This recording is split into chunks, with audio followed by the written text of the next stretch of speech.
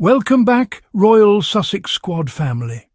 Settle in, get comfortable, because today's deep dive is one of those stories that reminds us exactly why Harry and Duchess Meghan continue to shine, while their critics remain stuck in the shadows, recycling the same tired bitterness year after year. And once again, the truth comes not from tabloids, not from palace sources, but from something incredibly rare in the royal world. A handwritten, personal, compassionate note from Duchess Meghan herself. Yes, family, Meghan wrote a letter. A genuine, thoughtful, elegant note that was never meant to be public until the recipient, astrologer Angela Pearl, shared it with joy and gratitude. And let me tell you, when this letter came out, the ripple it sent through the royal watching world was instant. Because it wasn't just a thank you. It wasn't just a polite gesture. This was Meghan and Harry doing what they always do, moving with class, authenticity and purpose, while the rest of them, you know exactly who, sit around performing royal duty only when cameras are pointed at them.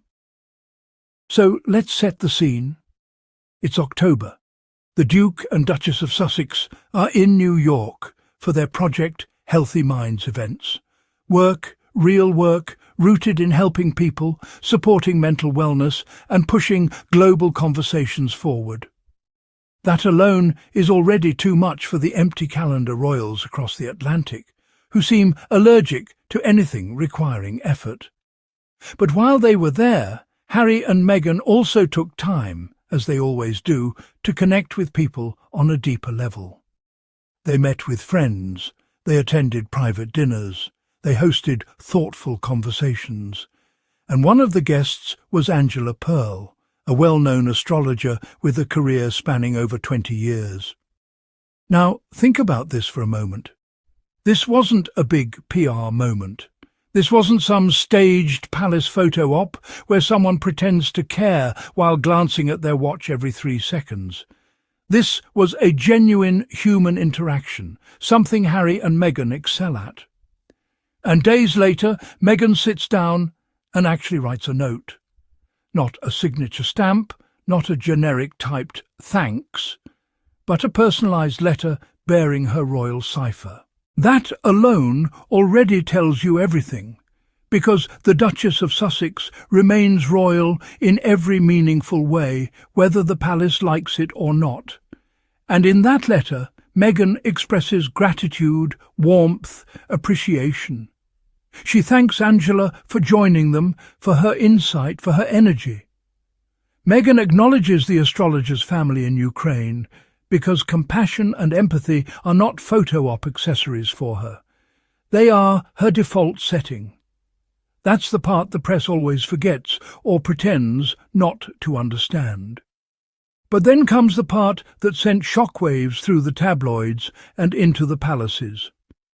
Meghan writes that she and Harry are looking forward to staying in touch, especially as they look to visit Australia again. Let me repeat that.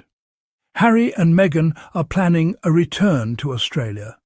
And instantly, the panic button got smashed in Kensington Palace. Because nothing, and I mean nothing, exposes laziness like the thought of Harry and Meghan stepping foot in a Commonwealth country that the working royals have neglected for years.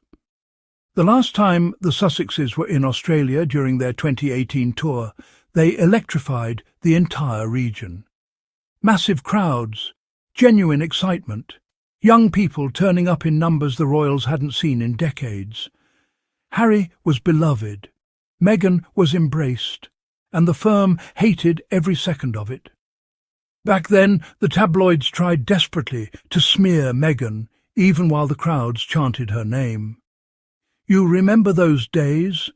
The stories about her closing her own car door, as if that were some kind of crime. The stories nitpicking her clothing, her posture, her literal breathing. Anything to distract from the truth. Meghan was a modern royal superstar, the kind the monarchy desperately needed but could not handle. Now, fast forward to today. The Australian tour is still remembered as one of the most successful royal tours of the 21st century. And Harry and Meghan did that on their own merit, with authenticity, charm, and actual human connection. Meanwhile, the other couple, well, they couldn't even spare a few hours to show up for the Women's World Cup final in Australia last year. Imagine being the president of the Football Association and refusing to support the Lionesses because you don't travel. But suddenly, the moment Harry and Meghan mention Australia, watch how fast a certain someone starts hollering, "No, Australia is mine."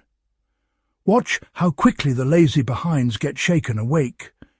We've seen it time and time again, the Sussex effect. Whatever Harry and Meghan do, good, positive, global, immediately becomes something the palace tries to imitate. But you can't copy authenticity. You can't copy genuine connection. And you absolutely cannot copy the kind of global relevance that Harry and Meghan have built for themselves outside the royal bubble. And let me tell you, squad, if Harry and Meghan truly set a date for Australia, the meltdown will be of historical proportions. Because for years, the press has pushed this narrative that the Sussexes are irrelevant, unpopular, forgotten. Yet every time they show their faces anywhere, crowds gather, people celebrate, their events trend, their messages resonate. Meanwhile, the others have to beg people to show up, and even then, it's usually a handful of bored children and retirees with nothing else to do. This letter proves something powerful. Harry and Meghan still choose where they want to go, who they want to see, and how they want to connect with the world. No institution dictates their movements, no palace controls their schedule, and certainly no jealous sibling can stop them. And that brings us back to the astrologer. Angela Pearl posted the letter with pure gratitude, calling it a special evening. She described their conversation as inspiring and uplifting. Imagine meeting two global icons and walking away not with fear, not with anxiety, not with staged royal stiffness, but with inspiration.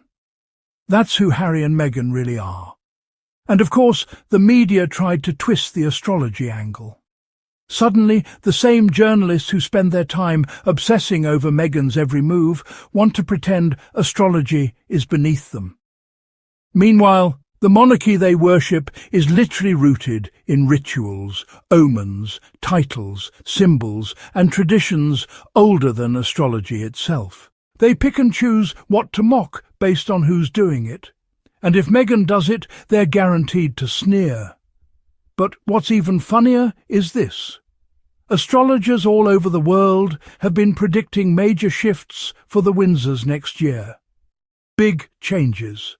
And when you look at Harry and Meghan's chart, growth, expansion, freedom, prosperity, the stars align with their energy.